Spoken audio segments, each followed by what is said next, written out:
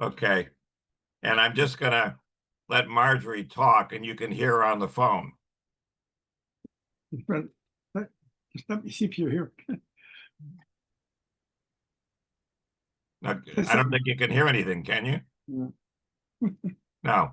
Okay, so just Try pulling them.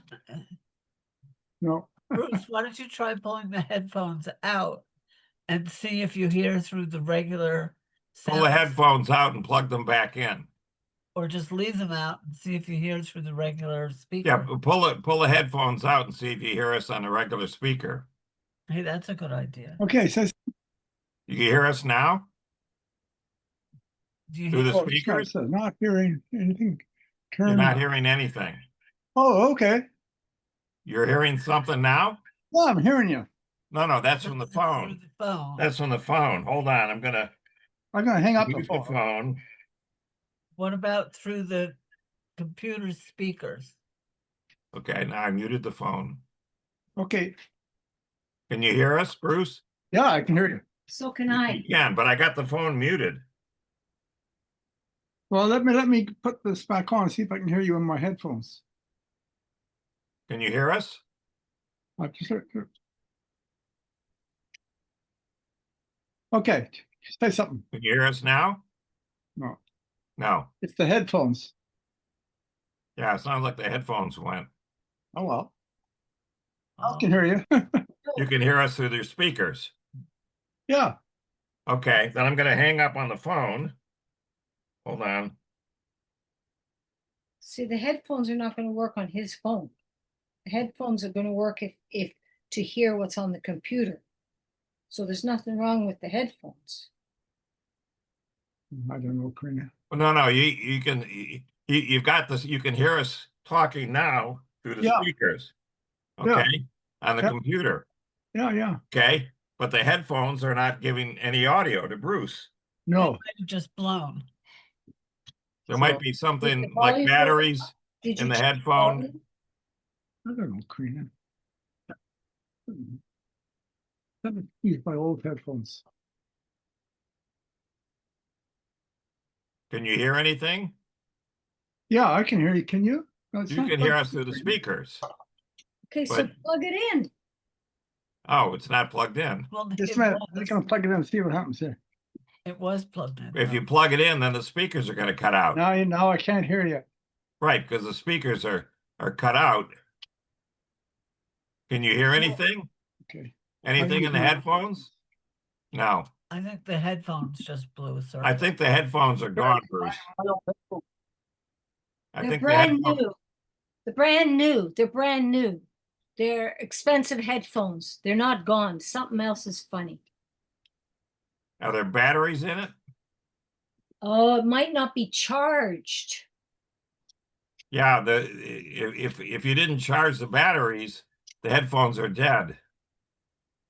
So they're just blocking all the sound. Okay, these headphones are working fine. You need to charge this. Okay, it needs charging. Bruce, why don't you just take the headphones off and use the speakers for now? We'll just do but- a short Because version. it's Yeah, disturbing. Karina doesn't want to hear us. So I just use these headphones. They're working fine. You can hear us now? Yep. They're different headphones. Different headphones. Okay. Okay, great. So now Marjorie's gonna talk. Okay, talk. Okay. Now, this is the part where we're killing time I was just sharing that I was first introduced to Spinoza when I was 19. I was a freshman at the New School for Social Research. I was going back to school after dropping out of high school at the age of 15 and doing a lot of reading on my own. I was introduced to Buddhism and actually an independent study in ninth grade. And so that led me to an interest in all kinds of philosophy. And I was basically an undeclared philosophy major at the New School. And we didn't have to declare a major. That was one thing I liked about their curriculum. They were basically trying to follow a great books program, similar to that of University of Chicago. And a few of the professors there were from the University of Chicago, from that program. And so I loved that. We weren't reading textbooks. It wasn't regurgitated pablum. It was original text. We read Freud in his own words, all kinds of greats, and a lot of philosophy, including Berkeley and Locke and Hobbes, Lock, Stock, and Barrel, they called them. And I was very disappointed. I was really disillusioned because I felt that they were all just chasing their own tails and not really saying anything. I was really disappointed by Socrates and Plato, who I had had some exposure to earlier, but it just totally turned me off. Until the second semester, they introduced us to Spinoza. And I said, well, here's somebody who finally makes some sense. And I went back to one of the professors that I really liked from the first semester. And I said, well, I finally found a philosopher that I really like. And he said, oh, that's wonderful. Who is it? Who is it that you really like? I said, well, I just love Spinoza. And he said, oh, that makes perfect sense, Marjorie. I said, really, why? He said, well, because you're a mystic. That's why you love Spinoza. And I had no idea what to do with that information. It was just completely went by me. I was just, floored. I did not think of myself as a mystic. I thought I was very rational, and very, left brain, and I guess rational would really be the word. So I was just confused. I just really didn't know what to do. But then I think it was around the time I actually turned 40, I was introduced to Kabbalah by a friend of mine I had met at the Jung Institute. And she was actually from Canada, interestingly, from Toronto, Bruce. And she worked for the UN. And we met at a writing group of all things at the Yoga Institute. And she just kept saying, I think you'd really like my Kabbalah class. And I said, oh, I don't need that. It's so complicated. I can't believe it needs to be that complicated. I, declined the invitation for, I don't know, about 6 months. And then finally I was free on the night that the class was happening. And I just thought, well, let me just appease her. Her name was Edith. Let me go with Edith once, so I can say I've done it. And I went, and I just sat there with my mouth open the whole time. I was just so intrigued, and I thought it was absolutely beautiful. And it struck me as spiritual physics. That's really what it seemed like. And the teacher that I happened to have, and this was at the Theosophical Society, was very much in the Western esoteric tradition. Although his parents were Jewish, they were secular Jewish, like the community I grew up in myself.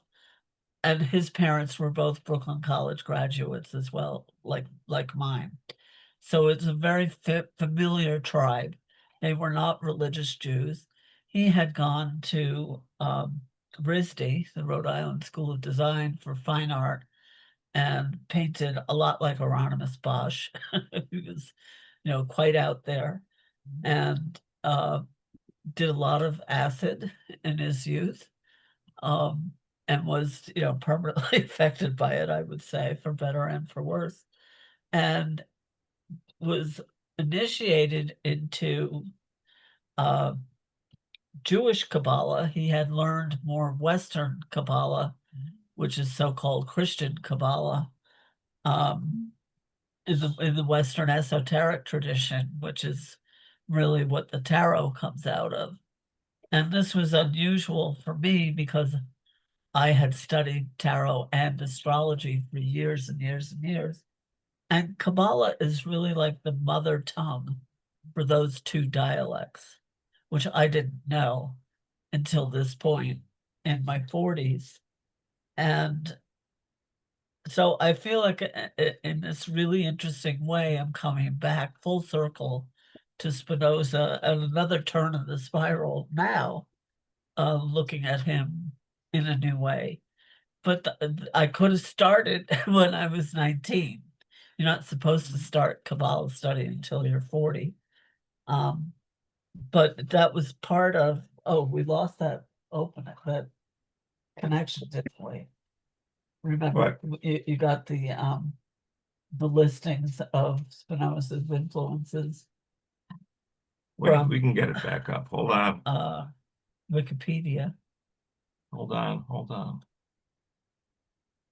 But there isn't just one school of thought for Kabbalah either by any means. It's very diverse. And different periods were very different.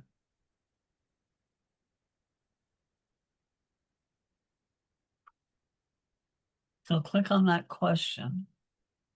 We're here. Yeah.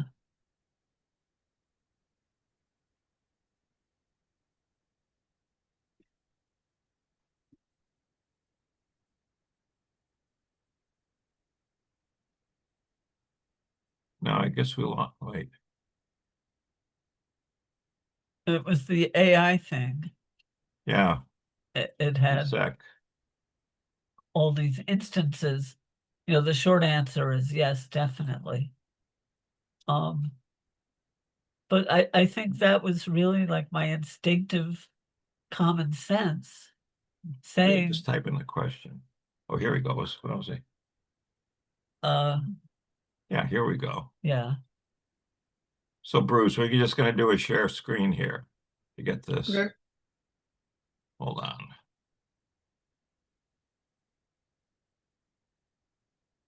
But it's interesting to me to see this circling around and around and creating a spiral Okay, do you see this, Bruce? in my own. Yep. So the question here was Spinoza interested in Kabbalah? And here's the answer, yes.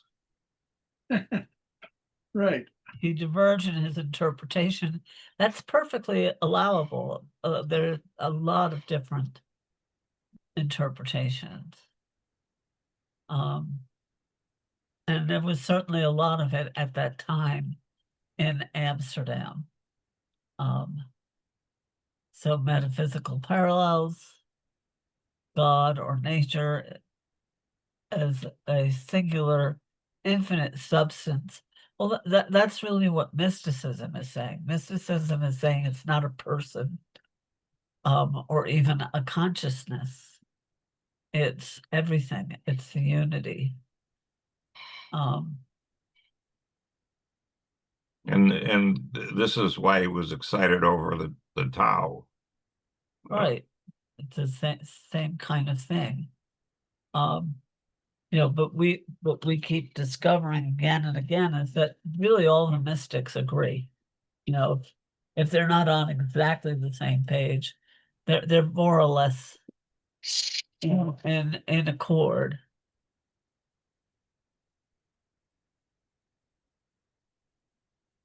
Spinoza rejected the Kabbalistic idea of a personal God who is directly involved in individual human affairs, a difference that contributed to his excommunication. Okay, well, in the Kabbalah that I studied, they did not agree with the idea of a personal Not God if you at wanna all. walk. They Yeah. completely discounted that. They felt that was completely missing the point, and that it was actually idolatry. What is sublation? Spinoza integrated and adapted Kabbalistic concepts into a more atemporal philosophical framework. While he may have been attracted to certain philosophical currents of Kabbalism, he also distanced himself from what he considered its more mystical or lunatic fringe elements. Yeah, you have to remember that he's very much into Western science. So he loved Euclid and is elements, proving theorems in geometry. He loved what Galileo was doing. So the mysticism that was there in the Kabbalah, unless you could prove it to him, he wasn't going to buy into it. Right. Knowledge gained through intellect and reason, particularly intuitive apprehension, contrasts with the mystical and spiritual dimensions of traditional Kabbalah. Well, but it is supposed to be, it's very intellectual, but it's also very intuitive. And it's not terribly doctrinaire. Sure. There's a lot of room for creativity and direct experience. It's supposed to be experiential, and your instruction with your teacher is supposed to be individualized, so that it's really tailored to your psyche and your background and your bent and your interests. You want me to get rid of this now? Is that enough? Yeah, people can find that on their Yeah. own. Yeah. But I Okay. was never really sure until now that Spinoza's background included Kabbalah. And again, the Kabbalah has many, many, many different faces. It's very different in Israel, for example. But some very traditional Jews do not believe that Jews should be living in Israel until the temple is rebuilt. So they feel that that's a sacrilege, that they shouldn't be there at all. So it's all over the place. But my teacher's teacher was Hasidic, and from deep Brooklyn, from a neighborhood called Crown Heights, which is a real Kabbalah pun. And I'm sure that's why they took over the neighborhood, because they have Sephirat that are a lot like chakras in their system. And the one at the top of your head is called the crown. So that's the same as I want to say the tree of life, but the chakra system in Hinduism and Buddhism, the same symbol in Sanskrit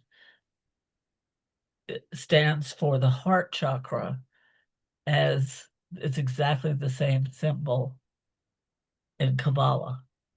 And it's called the Star of David, the Magen David. It's exactly the same symbol for the heart chakra in both systems. So that's not, I would say, I don't think it's just synchronicity. I think they also cross-pollinated each other. I think there was some interaction between the mystics in India and the mystics in Egypt and Greece and Israel. I think they all interchanged ideas with one another and experiences. But so that's the story of my life. And so there I was at 19 being told I was a mystic for the first time, not being able to make heads or tails of it. And then really delving deeply into it from the age of 29 or so is when I first started to study Jung and astrology deeply. And it was, a good more than 10 years later that I was exposed to Kabbalah for the first time. And it felt like home. It absolutely felt like I was pre-wired for it, and that it was what I was meant to do. I eventually moved away from it because of September 11th, and just realizing that I really didn't know what was going on with all the energies involved. And I started to do a less dogma attached to any practice that I was doing. It was more just pure energy. I had already learned Kabbalah and Reiki at that point as energy practices. And the labyrinth is a similar energy practice too. They all feel the same to me. So Okay. So here's where we left off in our presentation. What we had was, again, Spinoza, Baruch Spinoza was born in 1632. His younger brother was born in 1634. Then there was another sister, and one of these sisters, who was older than Spinoza, got married but died shortly after childbirth.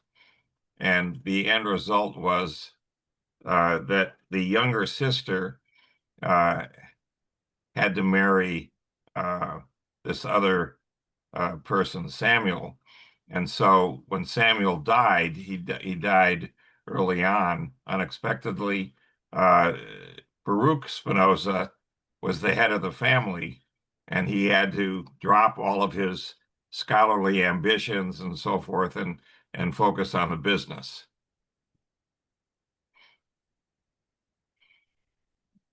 His mother died when he was 6 years old, and his third wife, Esther Michaels, his father raised Spinoza from age 9, but she lacked any formal Jewish knowledge because she grew up as a Christian and only spoke Portuguese at home, and the marriage was childless.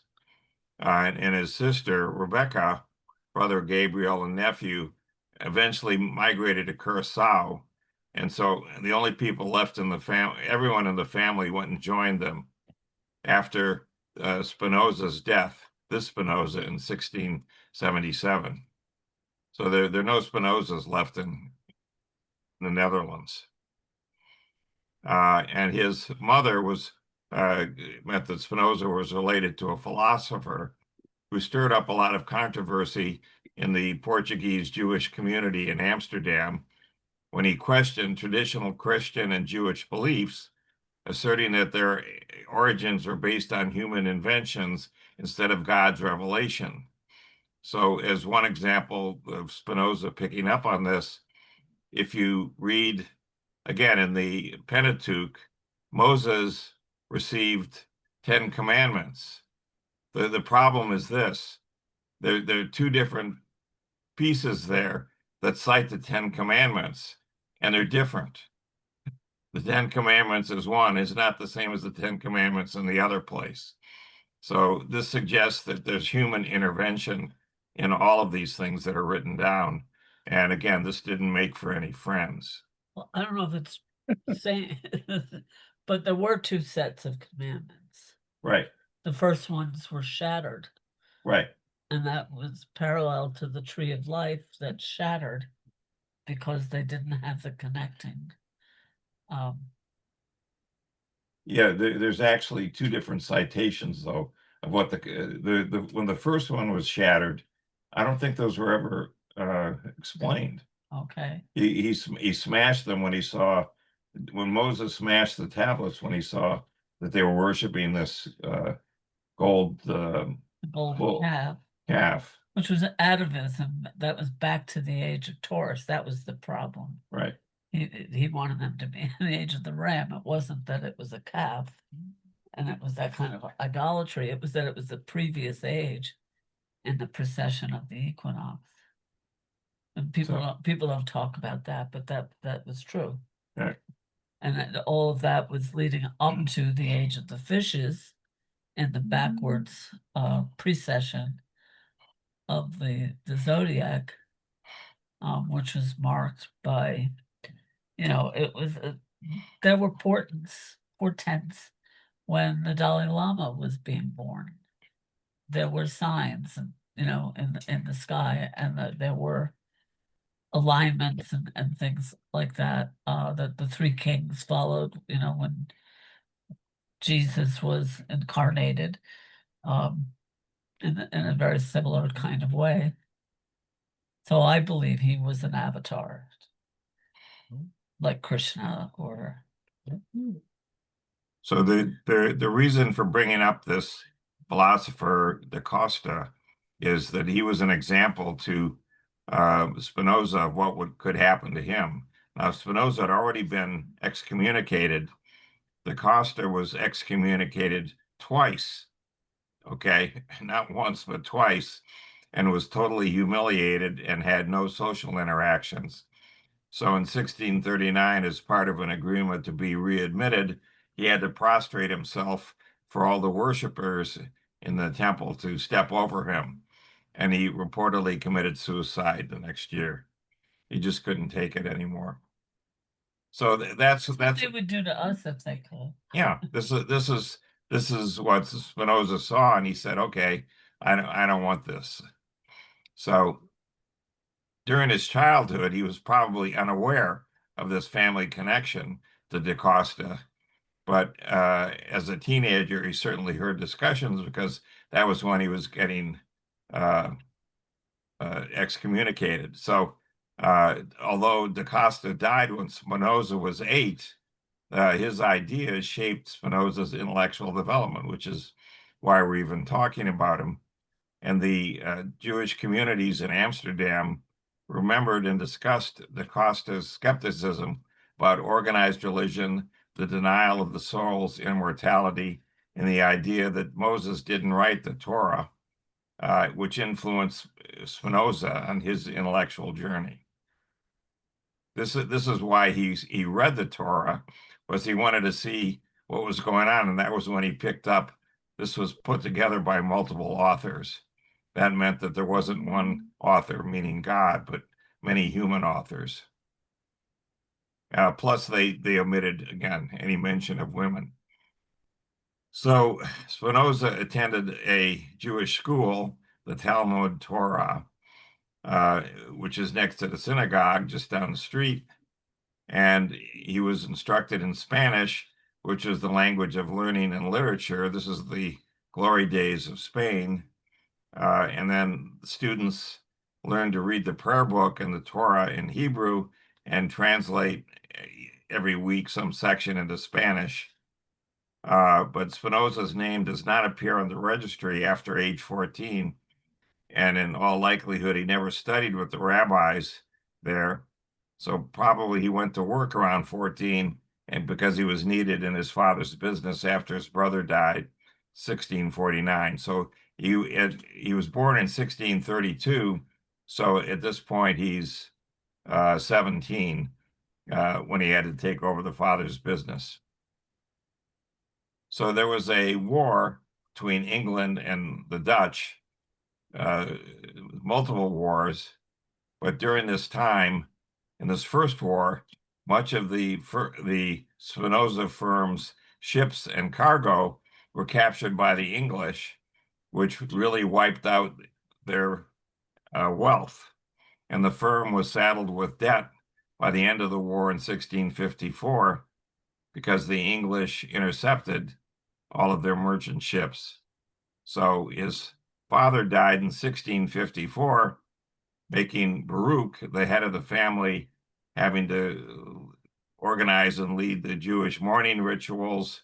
And he was in the business partnership with his brother of their family firm. Spinoza's father had poor health some years before his death, so Spinoza was actually involved in the business significantly to cover for all this stuff. But in 1656, up until that point, he continually financed supporting the synagogue and attended services in compliance with the synagogue and conventions and practice. But by 1655, courtesy of this war, the family's wealth had gone and the business effectively ended. So Spinoza went to the city authorities for protection. He was bankrupt. He had all these debts. And in order to free himself from this, he appealed to the city to declare him an orphan, since he was a legal minor and didn't understand his father's debts that would remove the obligation to repay his debts, and retrospectively, he'd renounce his inheritance. So although he was released of all of his debts and legally in the right, his reputation as a merchant was permanently damaged. In addition to violating a synagogue regulation, that business matters are to be arbitrated within the community. So there you go. But Amsterdam was tolerant of religious diversity so long as it was practiced discreetly. The community was concerned with protecting its reputation, not associating with Spinoza, lest his controversial views provide the basis for possible persecution or expulsion. So Spinoza didn't openly break with the Jewish authorities till his father died in 1654, and then he became very public and defiant, had all kinds of lengthy and stressful clashes concerning religion, finance, and the law involving his business in the synagogue. So, for example, Spinoza violated synagogue regulations by going to the city authorities rather than going to the community to free himself from paying his father's debt. So the leaders issued a writ of herem, or this expulsion against the 23-year-old Spinoza, and this is the harshest that was ever pronounced in the community, with incredible emotional and spiritual impact. And the reasons for this were never stated, only that his abominable heresies and monstrous deeds and the testimony of witnesses, that's what did it. We have hints of this today, but so the Amsterdam municipal authorities weren't directly involved in Spinoza's censure. It was the Portuguese Jewish community that was the one that was regulating all this stuff. And there was other evidence that there was a concern about upsetting the civil authorities, such as the synagogue's ban on public weddings, funeral processions, and discussing religious matters with Christians, lest such activity might disturb the liberty we enjoy. So the idea was to keep a low profile. So Spinoza had not published anything or written anything when he was expulsed. But if Spinoza was voicing his criticism of Judaism that later appeared in his philosophical works, such as his work on ethics, there's no wonder that he was severely punished. Unlike most of the censures issued by the Amsterdam congregation, it was never rescinded, since the censure did not lead to repentance. In fact, Spinoza went on and said, I'm stronger now than ever. Thank you for expulsing me. And he wrote a book, something called Apologia in Spanish, which defended his views, but we don't have it anymore. It apparently is lost. So he didn't convert to Christianity, and he didn't belong to any religion or sect. And there you have it. So from 1656 to his death in 1677, what happened? Well, he first found lodgings. He couldn't live in the Jewish quarter anymore, and supporting himself with teaching, and he learned lens grinding and constructed microscopes and telescopes, but he didn't maintain any sense of Jewish identity. He argued that without adherence to Jewish law, the Jewish people lacked a sustaining source of difference and identity, rendering the notion of a secular Jew incoherent. So he read the original Pentateuch in Hebrew and noted, as I said before, the styles of different sections drastically differed, suggesting different human authors. And here we have a Nebuchadnezzar coming out of Persia and destroying the temple and scattering all the Jews. And so the Jews in Babylon picked up the pieces and probably assembled this Pentateuch. So Spinoza noted the following inconsistencies, just as an example of why he was probably expulsed. There were probably hundreds of Jews, not thousands or hundreds of thousands, let alone, that fled Pharaoh in Egypt, led by Moses. Many Jews stayed in Egypt. He simply asked himself, if we had this many people wandering around in the desert for 40 years and so forth, could we really have thousands or hundreds of thousands? And he concluded there really only were hundreds of Jews that made it. Then we have this other problem that in the Pentateuch, Moses is sitting there describing events, but these events happened after he died. So how in the world is that possible? There are these 10 commandments with these two different descriptions in two different places in the Pentateuch. So his conclusion was that man, not God, wrote the 10 commandments, and these are aspirational. The Jews should aspire to these. Everyone should. Then he looked at the lost years of Jesus. Here Jesus disappears in the New Testament from roughly age 12 to age 30. Where in the world did he go? And he concluded that he probably traveled to the Druids, down to Egypt to learn about Isis, and to the east, to India and to Nepal, and learned about Tao, Hinduism, Buddha, and many more. This guy is amazing for having figured this out. He argued that Jesus might have in fact had a double, a brother that looked very much like him, and that was the one that actually died on the cross, not the original Jesus, but we don't know. You can see this is gonna not fly. He's gonna get stoned and everything else.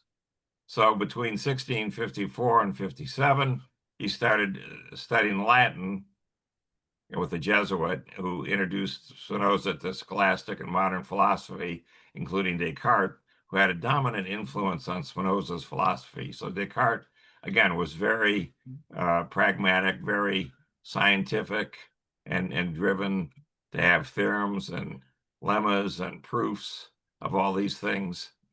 And that influenced how Spinoza approached philosophy. So while Spinoza was studying all this, he learned the arts and sciences and probably taught others.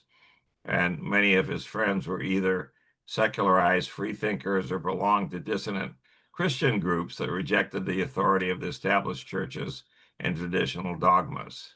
This is, again, after the Reformation, after this is where there's a whole group of people that are walking away from the church and accepting their authority. Spinoza was acquainted with members of these collegians that are a group of affected Mennonites and other dissenting Reformed sects, and they also influenced him. And then there's probably an influence due to an atheist who was a collaborator of a friend of Spinoza and who couldn't have mentored Spinoza, but he was able to introduce Spinoza to Cartesian philosophy, mathematics, and lens grinding. So all of these things influenced him. So after he learned Latin, he studied at Leiden University and took classes in philosophy, and then had a variety of discussion partners here, and had a philosophical sect or following that scrutinized the propositions of his book Ethics while it was still in draft form. And he wrote another book, Short Treatise on God, Man, and His Well-Being. So a few people, prominent people in Amsterdam, discussed the teachings of the secretive but marginal group led by Spinoza, but it was really a testing ground for his philosophy to extend its challenge to the status quo, and their public reputation in Amsterdam was negative, to put it mildly, and they were disparaged as atheists, which is the worst possible thing you could have. Throughout his life, Spinoza tried to avoid intellectual battles, clashes, and controversies. He viewed them as a waste of energy with no real purpose. He moved from Amsterdam to Rijnsburg in the Netherlands, and he still had access to Leiden. He wrote a short treatise on God, man, and his well-being, which he never published in his lifetime, thinking it would enrage the theologians and so forth. This is a long-forgotten text that only survived in Dutch translation and was first published in 1862. As you can see, that's 200 years after he died. So while he was living in Rijnsburg, Spinoza produced lenses and instruments, and he began working on his book on ethics and Descartes' Principles of Philosophy, which he completed in 2 weeks, communicating and interpreting Descartes' arguments and testing the water for his metaphysical and ethical ideas, and Spinoza's explanation of essential elements of the Cartesian system helped many interested people in studying the system and enhanced his reputation as a philosopher. And this work was one of the 2 works published in his lifetime under his name. He really earned all his living from polishing these lenses and crafting telescopes. Didn't really make a lot of money from these books, and he relied on a lot of contributions from friends to support himself. So then he left and moved over to Voorburg. No one knows why. Kept working, and he began this theological political treatise that is viewed as one of his major works. Just before it got published, his friend published a book that criticized organized religion, denied the divine authorship of the Bible, and asserted that miracles were impossible. All of these were ideas similar to those of Spinoza. So this work attracted the attention of the authorities, leading to his friend being imprisoned and dying in prison. And as a result, anticipating what would happen to him, Spinoza had a false publisher and a fictitious place of publication. And unfortunately for Spinoza, they figured out right away that he wrote it. And so they came after him and so forth. So his later work was safer because it was written in Latin, and really not a lot of people widely understood Latin at that point. And Spinoza explicitly forbade translating it from Latin to something like Spanish.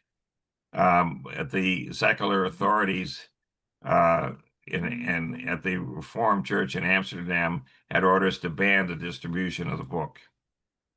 So finally, Spinoza moved to The Hague to have easier access to the city's intellectual lights and to be closer to friends and followers. And as he became more famous, Spinoza spent time receiving visitors and responding to letters. And he returned to the manuscript of Ethics, which still hasn't been published, remember, and worked part 3 into parts 4 and 5. And he composed a Hebrew grammar so you could properly interpret scripture, and for cleaning up confusion and problems when studying the Bible, and so forth. So part 2, which was still unfinished when he died, would have presented these syntax rules. There was another unfinished work, Tractatus Politicus, which concerns how states can function well, intended to show that democratic states are the best. This is in 1676. You can imagine how this went over with all of these kings. Spinoza refused an offer to be the chair of philosophy at the University of Heidelberg, worried that it might curb his freedom of thought.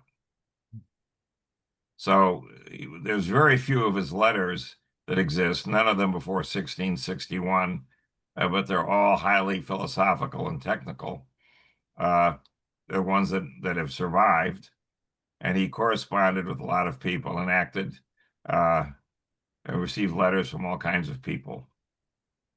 He continued to do the activities we talked about. Christian Huygens was a very well-known Dutch individual. He invented basically the microscope and was a very good mathematician. There's a lot of things in the study of geometric optics that are associated with Huygens. He was the first one to try and analyze how to make these lenses and so forth better. And Huygens praised the quality of Spinoza's lenses, and so Spinoza corresponded with different people about this, but also on the nature of evil and sin. And so others deferred to the authority of Scripture. Spinoza said, "Oh, you shouldn't look solely at Scripture for truth. You should also look on your own." And Leibniz, who was a great mathematician, comparable to Newton, who invented the integral version of calculus. Newton invented the differential version of calculus. That Leibniz came and visited Spinoza, and he described Spinoza's work initially negatively, but he said, "I've got to learn more about this." And so he traveled to The Hague in 1676, and it was there for 3 days. And after this, Spinoza's work bears some striking resemblances to Spinoza's philosophy, like in the book Monadology, that Leibniz was concerned when his name was not redacted in associated with this book, but it had a huge, Spinoza had a huge influence on Leibniz. And we also had a friend and possibly a pupil who wrote to him repudiating his teachings and announcing that he was converting to Catholicism, and attacked Spinoza's views in a treatise that he wrote, and tried to persuade Spinoza to embrace Catholicism. And in response to this, he wrote an angry letter mocking the Catholic Church and condemning all religious superstition. So there you have it. He did it his way. He published little because he knew they would all get burned and they would be put on the Catholic Church list of books under no circumstances. Read this. And the things that he wrote on Descartes' Principles of Philosophy and the Theological Political Treatise, everything aside from these two works appeared after he died. And they were all published anonymously, and all the reviews, of course, were unfavorable, etc., and so forth. But after he died, his works were published in both Latin and Dutch, and he has a whole series of works that were edited by his friends in secrecy. They didn't want to have things confiscated, and he wore a signet ring to mark his letters, engraved with the Latin word caute, meaning caution, and the image of a thorny rose. So his health began to fail in 1676. He died in 1677 at the age of 44. He'd had some sort of lung affliction, which is probably tuberculosis, and the silicosis brought on from all the glass dust that he got from grinding these lenses. And he died very quickly, no will. And reports circulated that he repented his philosophical stances on his deathbed. But this is clearly a lie. And then a Lutheran preacher wrote the first biography of Spinoza for the original reason of researching his final days. So he was buried 4 days after his death in a vault, no memorial plaque, no nothing. In the 18th century, the vault was emptied. The remains are scattered over the earth of the churchyard. There's a memorial plaque outside the church where supposedly some of his remains are. And his friends rescued his personal belongings, papers, and unpublished manuscripts, and took them away to prevent them being seized by the authorities. And that's when they translated these things. They were all in Latin into Dutch and to other languages. And of course, the Catholic Church banned everything. Spinoza considered ethics his chief project and philosophical legacy, and the work's been associated with that of Leibniz and Descartes as part of the rationalist school of thought, which includes the assumption that ideas correspond to reality perfectly, in the same way that mathematics is supposed to be an exact representation of the world. So the Ethics as a book is superbly cryptic masterwork, many unresolved obscurities, and is written with forbidding mathematical structure modeled on Euclid's geometry. And the writings of Descartes have been described as Spinoza's starting point.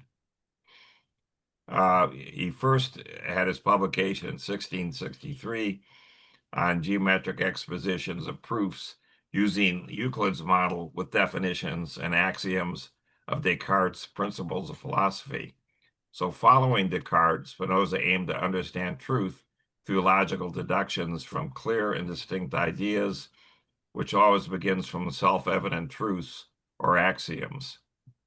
However, this actual project doesn't end there. From his first work to this last, there runs a thread of attending to the highest good, which is also the highest truth, and achieving a state of peace and harmony, either metaphysically or politically. And in this light, the principles of philosophy might be viewed as an exercise in geometric method and philosophy, which paved the way for numerous concepts and conclusions that would define his philosophy. His metaphysic consists of one substance and its modification, which he called modes. So early in the book Ethics, he argued there's only one substance that's absolutely infinite, self-caused, and eternal, and he calls this substance God or nature. Takes these terms to be synonymous. In Latin, the phrase he uses is Deus sive natura. So Deus is God, natura is nature, sive, I don't know, let's look up sive. Hold on a second.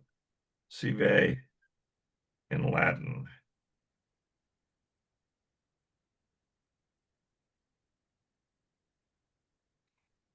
Means what if. So God, but if nature. That's what he came up with. The whole or the natural universe consists of one substance, God, or what is the same nature, and its modifications, which he calls modes. It cannot be overemphasized how the rest of Spinoza's philosophy, his philosophy of mind, his epistemology, his psychology, his moral philosophy, his political philosophy, everything flows more or less from the underpinnings in this book, Ethics. So with that, I think we will quit, given that we now have the real meat of this thing to cover, and we'll do the rest next time. And I apologize for all the interruptions and everything else, but it seems like we're okay.